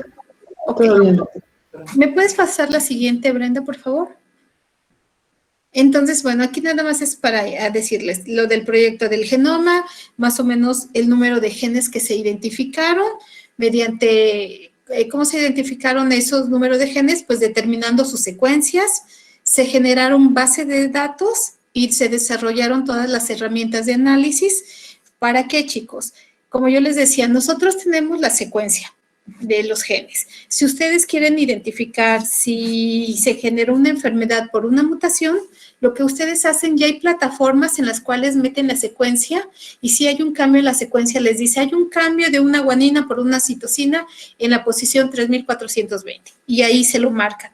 ¿Estamos de acuerdo? Y ustedes pueden sugerir que ese cambio se da como consecuencia X enfermedad. Entonces, ya se tienen todas las herramientas para decir, esto es lo normal, y lo puedes comparar y decir si efectivamente es un síndrome de Down, es una expansión de tripletes, etc. No sé si me explico con todo este tipo de herramientas. Y no solamente se han desarrollado todas las herramientas o toda la base bioinformática para conocer las secuencias, sino para generar, por ejemplo, proteínas y poner a interactuar una proteína in vitro con un fármaco y ver los sitios potenciales o poder modificar ese fármaco para que tenga o sea más eficiente, lo que llamamos docking molecular. Ver cómo se interaccionan todas estas moléculas y generar fármacos más eficientes. ¿Sí? ¿Estamos de acuerdo? Entonces podemos hacer todo ese tipo de modelajes a nivel molecular y también pues resolver los problemas éticos, legales y sociales que genera el conocer todas estas secuencias del proyecto del genoma humano. Monse, ¿cómo qué problemas éticos, legales y sociales se pueden desarrollar con tener el conocimiento de la secuencia del genoma humano? Bueno, pues al principio cuando se desarrolló esto del proyecto Genoma Humano, uno de los problemas legales era que querían como patentar todo el genoma y querían hacerse dueños o, pues sí, ciertos laboratorios querían volverse dueños del genoma. Entonces eso sería un problema legal. Ajá. Por eso ahorita se considera que toda esta información todos podemos usarla, ¿no? No es propiedad de nadie la secuencia del genoma. Otra cosa, ¿alguien más aparte de Monse? ¿Qué otro problema legal Pues, o ético o social pudiera considerar? Alguna vez escuché, pero no sé si sea cierto eso, que se supone también el proyecto del genoma humano era como de, te hacemos un préstamo, los bancos hacían préstamos a las personas y había gente que eran cifras muy grandes, entonces verificaban si tenías predisposición a ciertas enfermedades y en base a eso incluso te quitaban o te daban el préstamo a algunos bancos. Mira, eso del préstamo no lo conozco, pero lo que me queda claro es en los seguros. Cuando tú contrastas un seguro de gastos Eran seguros, perdón. Ajá, ahí sí te piden que a la larga no vayas a... Ay, discúlpeme tantito. Perdón. Que a la larga no vayas a ser diabético o tener cáncer, ciertas enfermedades que va a ser muy costoso. Entonces, es una forma de discriminar, ¿estamos de acuerdo? O sea, porque no te pueden no otorgar eso por tu carga genética. ¿Estamos de acuerdo? Entonces, incluso en algunos trabajos también no te no te dan ese trabajo por todas esas condiciones o esas posibles enfermedades que a la larga puedes desarrollar. Y al final es una forma de discriminar. ¿Estamos de acuerdo? Entonces hay que trabajar toda esa parte, ¿no? Conocer todas esas cuestiones éticas y legales y sociales para el desarrollo, como antes, ahorita no, pero ya, bueno, no sé si recuerdan porque están jóvenes, pero bueno, las personas que tenían SIDA eran personas que eran rechazadas en el trabajo y en ciertas cosas, ¿no? Y es una forma de discriminación como tal. ¿Estamos de acuerdo? Ok, la siguiente, por favor, Brenda. Bueno, aquí nada más es para decirles al previo del comienzo que el número de genes que había, los que se consideraron, y al final el número de genes que tenemos como tal en el genoma, ¿no? Entonces, y como yo les digo, este número de genes no significa que todos estos genes sean capaces de generar mensajeros y no todos esos mensajeros son capaces de generar proteínas y aparte las proteínas no todas son funcionales. ¿Estamos de acuerdo? Entonces, por eso está la parte que les di en la primera clase, está la transcriptómica, la metabolómica, para ver que de todo este número de genes, cuáles son funcionales. ¿Estamos de acuerdo? Ok, la siguiente, por favor. Entonces, bueno, y esto también ya más o menos se lo había dicho en la clase, ¿no? ¿Cómo se descifró primero el genoma? Pues primero estamos con toda la parte del árbol de la genealogía, luego el mapa genético, el mapa físico, el mapa de los genes y al final la secuencia. Que nuestra clase es eso, ¿no? Es conocer la secuencia de cada uno de los genes que conforma a cualquier organismo, hablando de humanos, hablando de bacterias, de virus, de plantas, de lo que sea. ¿Estamos de acuerdo? Ok. La siguiente, por favor. Aquí lo importante es cómo se realizó toda esa parte, porque yo le hacía mucho hincapié a Eduardo y a Héctor que una cosa es la secuencia y otra cosa es la secuenciación. ¿Estamos de acuerdo? La secuencia es el orden de cómo están las bases en cada cromosoma. Y la secuenciación es la herramienta o la metodología que se utiliza para determinar ese orden. ¿Estamos de acuerdo? Eso es diferente. No me confundan secuenciación con secuencia, porque está mal ahí la forma en cómo lo están comprendiendo. ¿Sí les quedó claro? Ok. ¿Lo podría volver a repetir, doctora? Sí, que mira, el objetivo del proyecto del genoma es que tú sepas cuál es la secuencia de cada uno de los genes. O sea, el gen 1 puede tener una secuencia GA, GA, GA, GA, GA, TTCC, ¿no? Esa es la secuencia. Y la palabra secuenciación es la técnica o la metodología que se utiliza para determinar esa secuencia. Muchas ¿Sí? gracias, doctora. Sí. No, ¿de qué? Ok, entonces, ¿cómo se imaginan que se hace la técnica de secuenciación? Con una PCR. Ok, Leo. ¿Y cómo la harías? Cuéntame.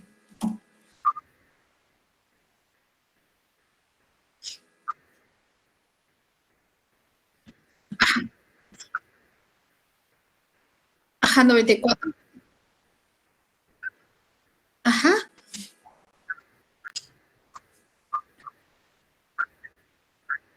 Ajá, se haga la secuencia.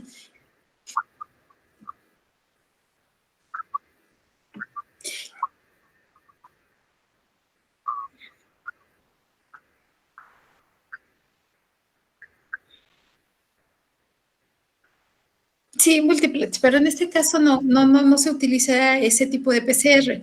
O sea, como muy bien lo dices, la secuenciación, su técnica base es la PCR. Y ya como mencionas, pero hay algo que le tenemos que añadir para poder secuenciar.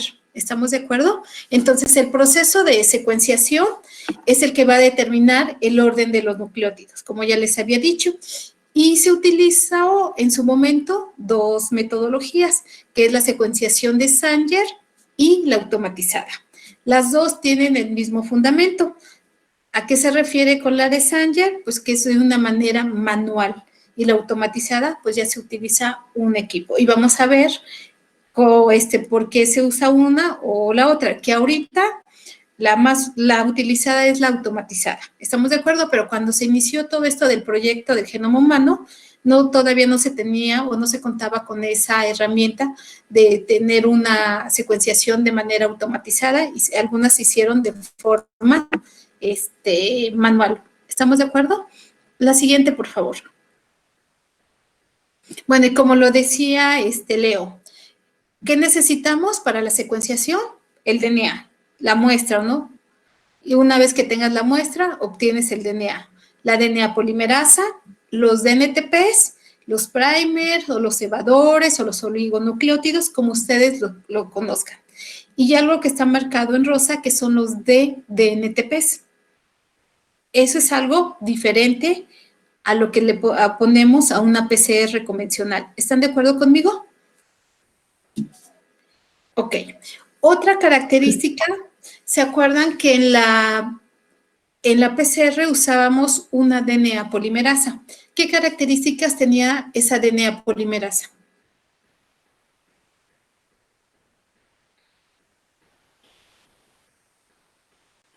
Que era susceptible a cometer errores, pero creo que los podía corregir. Ajá, tenía la actividad de exonucleasa, ¿sí? Es decir, si yo cometo un error, voy y lo corrijo.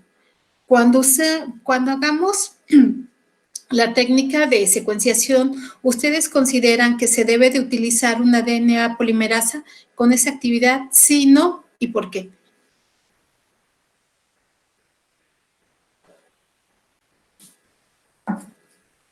Brenda, ¿tú qué piensas?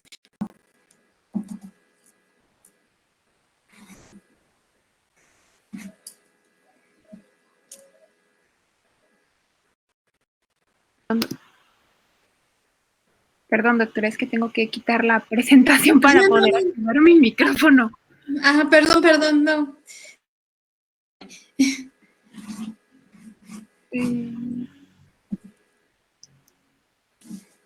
Me mencionó de la DNA que si era útil en este proceso.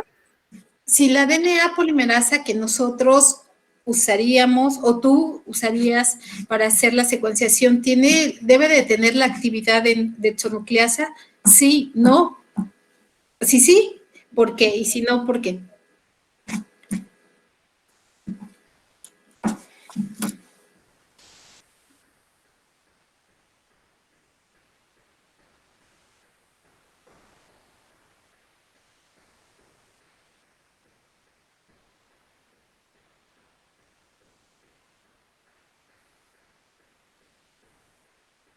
¿Alguien que quiera ayudar a Brenda?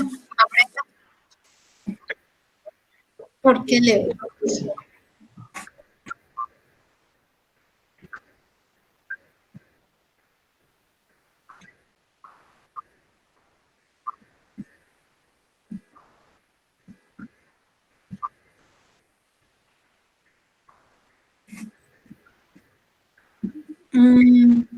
Pues no. No, porque si tú ya tienes una alteración y corrige ese cambio, donde tú quieres ver ese cambio, pues al final te va a dar un resultado erróneo. ¿Estás de acuerdo? Entonces la DNA polimerasa... Perdón, Brenda. Entonces no tendría que tener esa acción para no corregirlo y tener como el resultado real. Exactamente. O sea, la DNA polimerasa que vamos a usar en la secuenciación no debe de tener la actividad de exonucleasa, es decir, de corregir. ¿Sí? ¿Estamos de acuerdo? Esa es una característica. Es algo diferente a lo que ya habíamos visto en la clase pasada de la PCR. ¿Estamos de acuerdo? Ok. La siguiente, Brenda, por favor. Ven, aquí es lo que se emplea. ¿Recuerdan cómo está formado el DNA? Que está formado por un grupo fosfato, por una base y por un grupo nitrogenado. Los DNTPs son DNTPs, pero que están modificados químicamente, es decir, que tienen un grupo OH. ¿Estamos de acuerdo? son los de DNTPs que les marco en la diapositiva anterior, que están marcados con rosita. Son diferentes a los DNTPs convencionales. Ok, entonces me pasas la siguiente, por favor. Entonces, ¿cuál es la función? La siguiente, le vas picando, por favor. ¿Se dan cuenta cómo se van pegando las bases? Y el de DNTPs es el que está dando vueltas, y si se dan cuenta, tiene un grupo OH. Y cuando se quiere pegar con el hidrógeno, no lo reconoce por esa modificación química y no se pega, y es la forma en cómo se separa la secuencia. ¿Qué les quiero decir con esto? Ustedes van a mandar a secuenciar un gen y le tienen que decir dónde inicia y dónde debe de terminar. Y la forma en cómo se hace el paro es mediante la modificación de ese DNTPs. ¿Sí me explico? No sé si lo quieras volver a pasar, Brenda, un poquito más lento para que lo vayan viendo tus compañeros. Ok, la siguiente, por favor. Vean cómo se pegan. Este nucleótido tiene un OH antes de que lo ponga Brenda. Si quieres quitarlo, por favor. Aquí lo ven, tiene un OH. Cuando se pega el otro, también trae, hay una reacción química, se pierde el hidrógeno y se forma el agua. Y aquí en la parte de arriba, ese no tiene el OH, ¿se dan cuenta? Cuando viene el de DNTPs, no se puede pegar porque no hay esa reacción química y ahí se para la secuencia. ¿Sí me explicó? Sí. ¿Sí les quedó claro? Entonces dijo que es para marcar el fin de la secuencia. Exactamente. ¿Dónde va a terminar la secuencia del gen que queremos secuenciar? O sea, va a ser lo mismo. Se va a hacer la PCR, es decir, se desnaturaliza, se pegan los oligos, se va amplificando, pero hasta donde, bueno, se va haciendo las copias, pero hasta donde queremos que se tenga la secuencia, ahí se para. ¿Estamos de acuerdo? Ok. La siguiente, por favor, Brenda. Esto es lo que les decía, se hacía de manera manual, es decir, se ponían en un tubito todas las T's, como lo muestro aquí en la tabla, en la parte de arriba, todas las A's, todas las C's y todas las G's. ¿Estamos de acuerdo? Entonces, toda la secuencia se van a hacer las copias y se va a ir poniendo, ¿no? Cómo va la secuencia. Entonces, aquí abajo les muestro, es como una caricatura, porque en realidad no, en un gen no va a tener 10 pares de bases, sino son secuencias más grandes. Entonces, ¿quién me dice cómo tendríamos que hacer la lectura? ¿Se tiene que hacer de abajo hacia arriba o de arriba hacia abajo y por qué? Algo que también les quiero dejar claro, que una vez que se hacía toda esta mezcla, se tenía que correr en geles de acrilamida, que son geles donde los poros son pequeños, pues para ver las bases, ¿o no? Para poder ir haciendo la lectura. Y se hacía por separado, se dan cuenta, por un lado están todas las T's, por el otro lado toda la A, la C y la G. Entonces, ¿cómo harían la lectura? Será de abajo hacia arriba, ¿no? Ajá, de abajo hacia arriba. Cuando se hacía la electroforesis, siempre los productos iban marcándose de arriba hacia abajo. Ok, entonces va de abajo hacia arriba.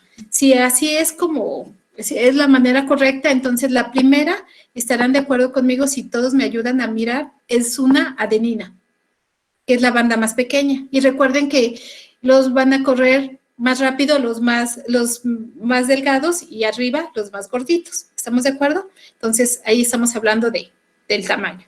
Entonces, la primera, si están de acuerdo conmigo, es una adenina. Adenina. La siguiente sería una timina. Luego una adenina. Luego una citosina.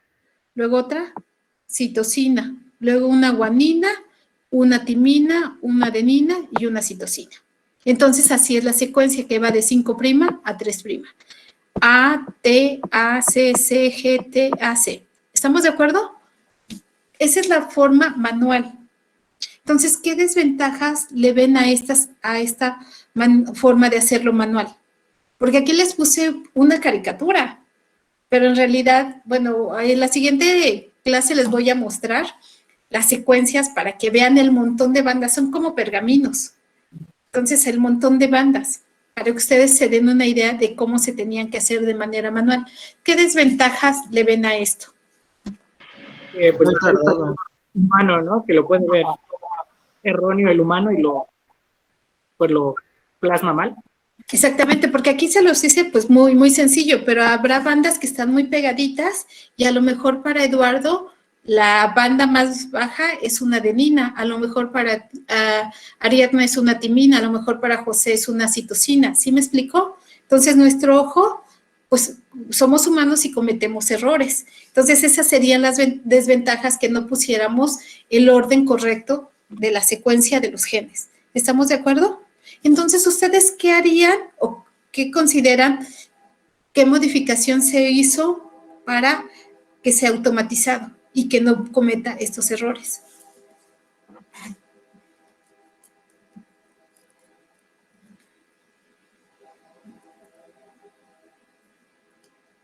¿Qué se imaginan? ¿Qué les viene a la mente? Así como los niños usen su imaginación, ¿qué harían? ¿Puede ser que la lectura se hiciera por medio de una computadora? ¿Cómo, Monse? Que la lectura se hiciera por medio de una computadora, ¿no? Ajá, pero a la computadora tú le tienes que decir cuáles son las A, las T, las C, las G, ¿no?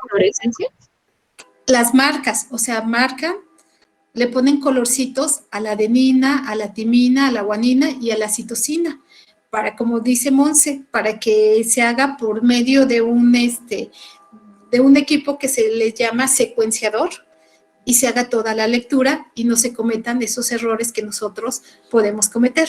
¿Estamos de acuerdo? ¿Sí, chicos? El fundamento es el mismo, o sea, no cambia. La siguiente, por favor. Lo único que cambia es que a las bases les ponemos colorcitos, como aquí les muestro. Se dan cuenta que la timina está en un color, la adenina en otro, la citosina y la guanina. ¿Estamos de acuerdo? Entonces ahí ya nada más hacemos la mezcla del DNA, ponemos todo y vamos a meterlo. Incluso ya no requerimos hacer el gel, porque este equipo se llama secuenciador y tiene como si fuera un canal, y ahí es donde se hace el gel, y al final el secuenciador te da la secuencia como tal. ¿Sí me explico? La siguiente, por favor, para que lo vean un poquito más. Aquí es todo lo que hace, ¿no? El DNA de doble cadena.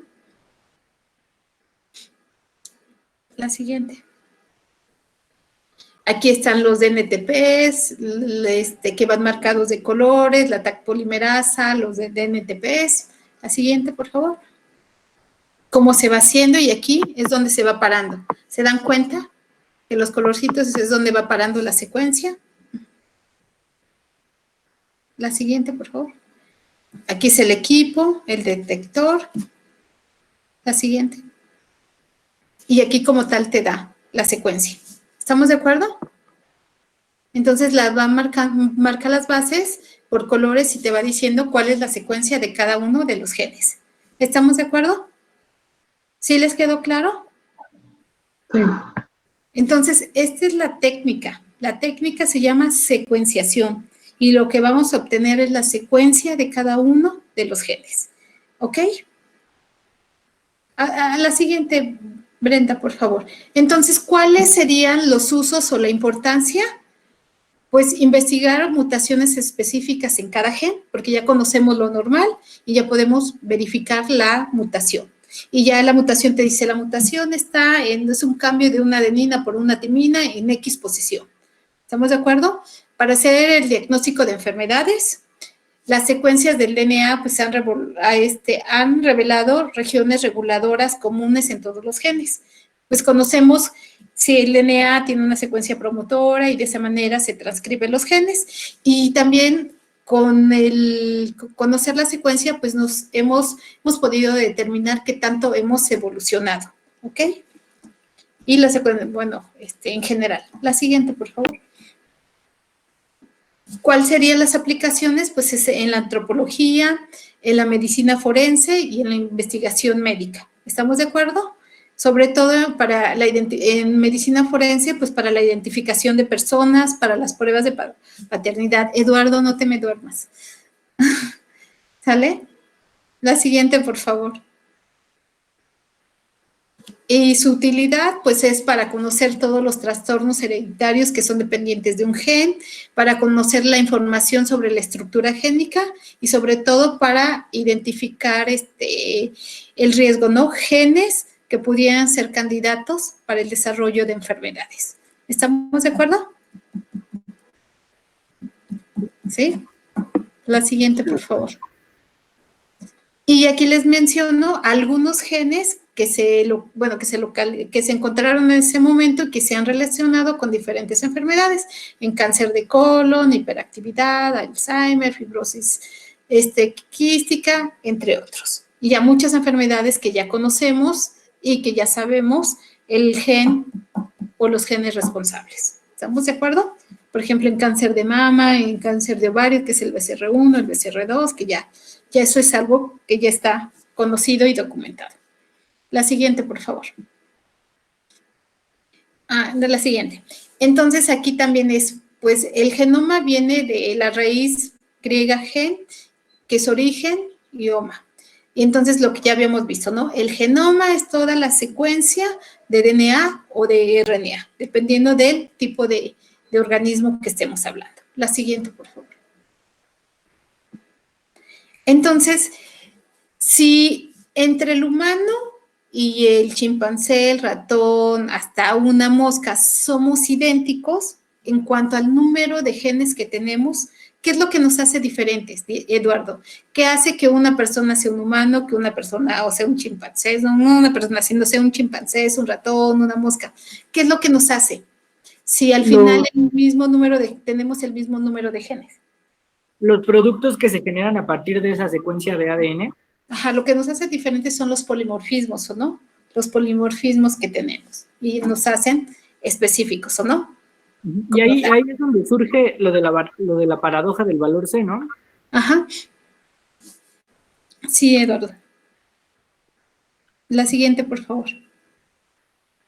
Entonces, aquí algo importante es que tenemos un genoma nuclear y un genoma mitocondrial. ¿Recuerdan de la clase de la herencia mitocondrial? Aquí es bien importante que les quede claro que el genoma nuclear no es un DNA circular, es un DNA lineal. ¿Estamos de acuerdo? Entonces, el genoma nuclear, como se dan cuenta, tiene muchísimos genes en comparación con el genoma mitocondrial, que tiene solamente 37 genes. Si me pasas la siguiente, ahí está un poquito más, se ven más las diferencias. Entonces, vean, en esta tabla les resumo. En el genoma nuclear, el tamaño es muchísimo mayor en comparación con el mitocondrial. ¿Estamos de acuerdo? El número de copias, el tipo de DNA, que era lo que les decía. En el nuclear es lineal y en el mitocondrial es circular. ¿Estamos de acuerdo? Algunos, el número de genes, tiene mayor genes en el nuclear en comparación con el mitocondrial. Si tiene DNA codificante, si tiene la presencia de intrones y el tipo de herencia, ¿no? Que es el nuclear es mendeliana y el otro es mitocondrial. Entonces, es bien importante que les quede claro, porque al final, cuando hay un daño en las mitocondrias, normalmente, ¿qué tipo de enfermedades te generan, Eduardo? Enfermedades en la obtención de la energía, de la síntesis del ATP. Exactamente. Entonces, eso es bien importante, ¿no? Y les quiero decir, yo les puedo poner una pregunta y diciéndoles, el DNA nuclear tiene un tamaño de X, que es de tipo lineal, y ustedes dicen sí o no. El número de genes aproximado es de 35,000. Y hasta ahí voy bien, y les pongo, y como todas las respuestas son correctas, y como su maestra sabe que luego no todos leemos toda la pregunta y la respuesta, les pongo, pero el tipo de herencia es vía materna. Y como ya no leyeron la última, ponen verdadero. ¿Están de acuerdo? Entonces, ahí está mal la respuesta. Entonces, es bien importante que lean, que comprendan porque así van a venir las preguntas, se los aclaro desde ahorita. Les puedo poner ahí algo o les puedo poner todo y les puedo poner que uno es lineal y el otro circular. Y como ya vieron todas las primeras que están bien, le ponen verdadero. ¿Ok? Entonces es bien importante que lo comprendan. ¿Hasta aquí tienen alguna duda? Ok, la siguiente, por favor. Bueno, aquí son las noticias de cómo se fue publicando cada uno del avance de la secuenciación del genoma, que ya lo vimos. La siguiente, por favor. Igual aquí. ¿En qué revista se publicó toda esta parte? La siguiente, por favor. Bueno, y aquí es para ver o no. Tienes una célula, tienes su núcleo, el cromosoma, toda la forma de cómo está compactado, ¿no? Que la forma compactada del DNA son los cromosomas. La siguiente, por favor. A lo mejor van a decir que son muchas cosas repetitivas, pero es bien importante que lo comprendan.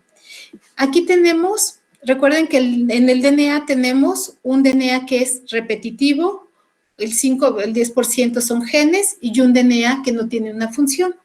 Entonces, la forma compactada del DNA son los cromosomas, ¿sí? Ariadna, ¿qué es un telómero? ¿O cuál es la función de un telómero?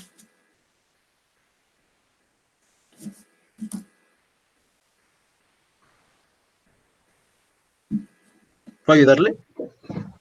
No, primero deja que me intente contestar y luego le ayudas, por favor.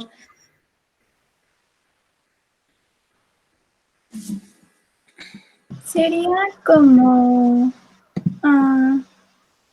una secuencia repetitiva del ADN. Ajá, Bueno, pero serían todos los extremos, ¿no? a ver, Como Irian. una Sí, pues sigue una secuencia específica en la parte más externa de los telómeros, que es como para darle fin de que ahí ya no siga dando la secuencia. Ajá, le da esta habilidad, ¿o no? Y dicen que cada vez que vamos envejeciendo, se van recortando los telómeros. No sé si se acuerdan. Entonces, si nosotros encontráramos una forma en cómo no se cortaran los telómeros, encontraríamos el vaso de la juventud, ¿no? Como tal. Y les da cierta estabilidad al cromosoma, ¿ok? ¿Qué son los transposones? ¿Cuál es la importancia de encontrar los transposones? Son aquellos que pueden modificar el ADN. ¿Cómo lo modifican, Diego? Arrastran un gen que va a ser codificador de un cromosoma hacia otro. Los rompe así hacia la mitad, haciendo que desaparezca, o sea, como del todo. O sea, que pasan de un lado para otro. O sea, como que son secuencias como que brincan, ¿o no? Sí. En la cadena del DNA brincan, se introducen, toman cierta parte del DNA y así van haciendo, ¿no? O sea, son los que van brincando por toda la secuencia del DNA. Entonces, una vez que tienes tu RNA, tu DNA, este DNA se tiene que pasar a un mensajero para que se lleve a cabo todo el proceso de transcripción y luego se traduzca a una proteína. ¿Estamos de acuerdo? La siguiente, por favor. Entonces, las secuencias no codificantes, pues son nitrones, los promotores, telómeros, toda esta parte, ¿no? Los transposones, que son elementos movibles. La siguiente, por favor. Entonces, bueno, esto también ya lo vimos, ¿no? Que lo del DNA. Nos vamos a pasar a la siguiente, que es aquí, ¿o no? Lo del splicing. ¿Quién me puede definir lo que es un splicing y cuántos tipos de splicing conocen? Y se pueden apoyar con esta diapositiva.